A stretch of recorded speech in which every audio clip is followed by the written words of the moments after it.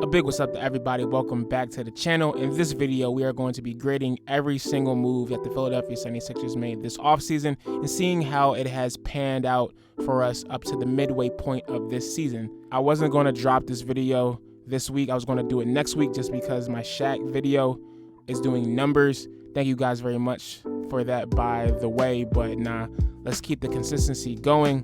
Sub a brother up for more unique Sisters content because you know what we do here. Without further ado, let's get to the video. So before we actually continue, I do have to be somewhat transparent. In front of you on your screen is a ranking of my preseason predictions of what I thought would be the most important moves of this off season. Top was the most important, going all the way down to the least. So this just gives you a viewpoint or a vantage point of where my head was only a few months ago, which we can now actually compare to what is going on at the present moment. And I don't think I did too bad, if I do say so myself, which I do.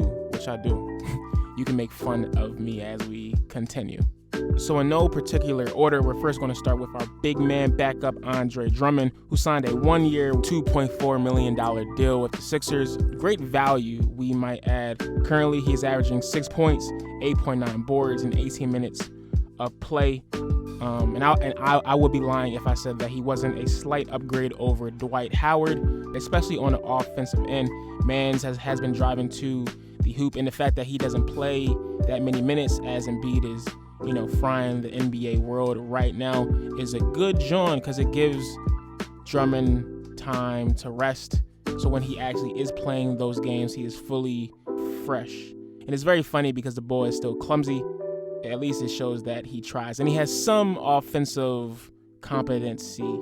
Now, we all know the history of Joel Embiid's backups, how we will always give up leads when Joel would sit down, but not with Drummond. He keeps the game close or actually extends the lead when Joel sits. At this point in the season, I do feel comfortable saying I wouldn't mind if the Sixers did extend him on a 2-year deal. Yes, he is still clumsy, but he is an overall joy just to watch. You can see he still has the love and joy of the game in his heart, and we need that type of player on the roster long term. I did see an interesting stat. He has the most boards per minute as a big man in the league. That is value, ladies and gentlemen. So shout out to the boy Andre Drummond. His grade is a B+. Next, we have our boy Georges Niang, or as I like to call him, Niang Gang. I am a member of the Niang Gang, a Niang Gang aficionado, if you will. He signed with the Sixers last offseason for 2 years, $6.9 million. His stats up to this point in the season, after almost 50 games: 9.7 points, 2.7 rebounds on 43% shooting, and 39% three-point percentage in 23 minutes. Now, just like our boy Drummond, he is a definite upgrade over his old Sixer counterpart. This one would be Mike Scott. Definitely better, hands down. Looking at his game, his shot is wetter than I actually expected. I'm at the point where I'm expecting every single one of his three-pointers to go in, especially at the top of the key. He loves that joint. I did see some highlights of him coming from the Jazz, but his joint is wet, and it's beautiful to see.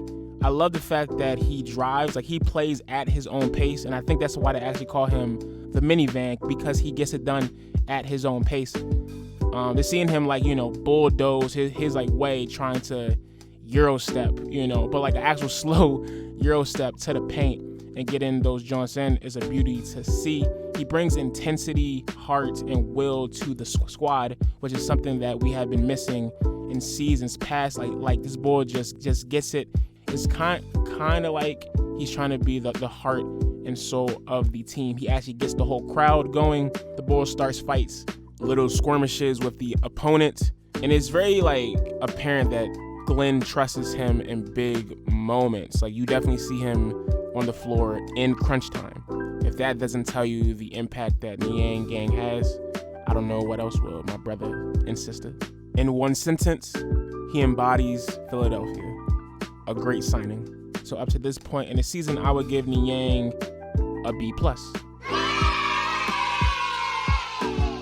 Next up, Furkan Korkmaz, who signed a 3-year, $15 million deal in the offseason. To this point, he has been averaging 8.9 points, 2.4 assists on 29% three-point percentage and 39% field goals, playing 24 minutes. I'm not going to sugarcoat this. He really has been a disappointment in my opinion. This was the year that Furk was supposed to actually take the leap with his consistency, and just having that 29% from three is not a good joint. There's no reason why he should not be averaging double digits at this point in his career. With all of the free reign that coach honestly gives him, that's inexcusable. If Furkan drops 15 points per game, not even 15, whatever, if he drops like 11 points, the Sixers would be a relatively better squad than where they are now. We do have to bring up his infamous slump where he was actually unplayable. And this was for 2 months, 8 weeks. Furkan, his game, I love his game. Well, I'm a Furk guy. That is my boy. But his game is such a contradiction. He's a shooter that can't shoot. That's crazy.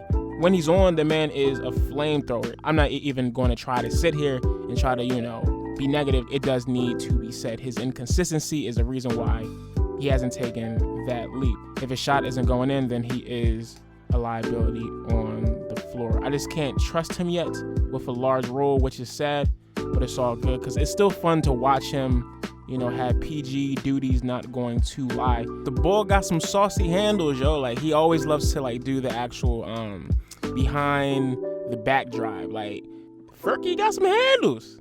What y'all talking about? He has more athleticism than we gave him credit for.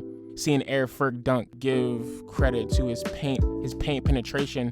His drives to the rim have increased with his newfound point guard role. So I want to give Furk credit, but the grade I give him right now is a C-.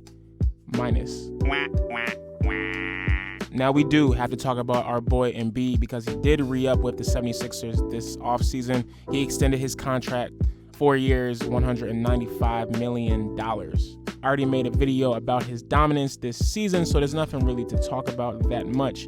He is the only reason why the Sixers are 30-19 and have the third best record in the Eastern Conference at this moment in time. Extending his contract was a no-brainer for the Sixers. What are we not going to re-up him? Come on now.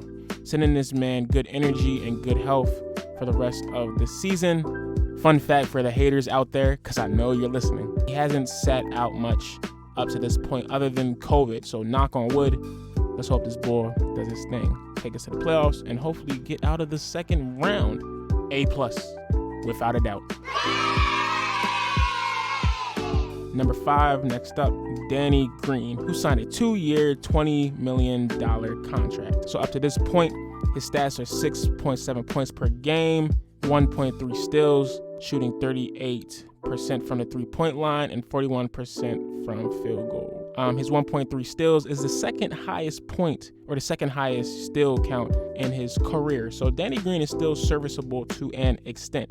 Now, point blank period, Mans is just too old and brittle to stay on the actual court.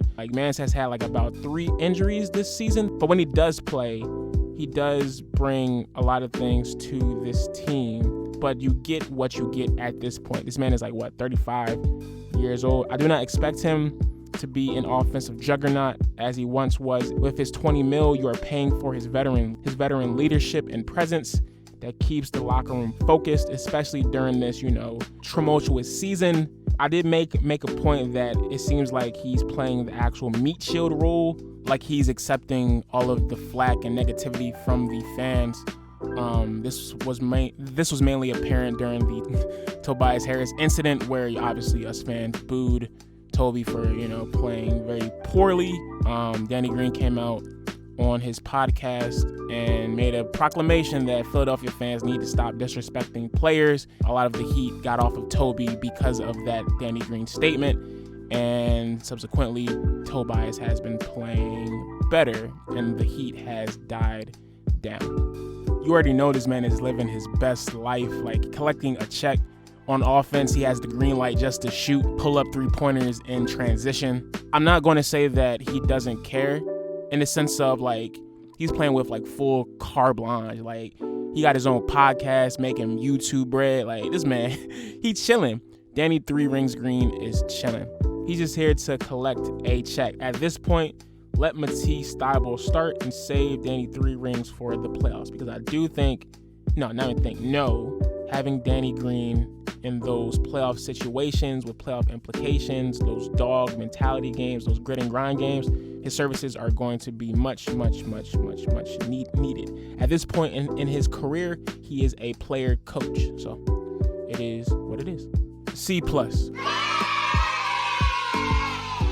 Coaching and GM, you got to give credit where credit is due. Glenn is doing a very good job keeping this team focused and playing good ball, but we will see what's up with him in the playoffs, because we already know he's a good regular season coach, but man's is still sus.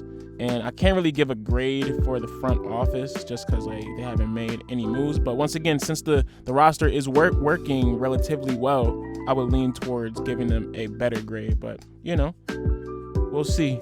Before I end this video, here is the rest of my player grades up to this point in the season. Let me know what you think in the comment section. Do you agree with my list? I want to thank everybody for pulling up and listening to a brother think. Like, comment, share, subscribe with a Sixers fiend if you feel so inclined. The Sixers are on the way up, y'all. Thank you, Joel.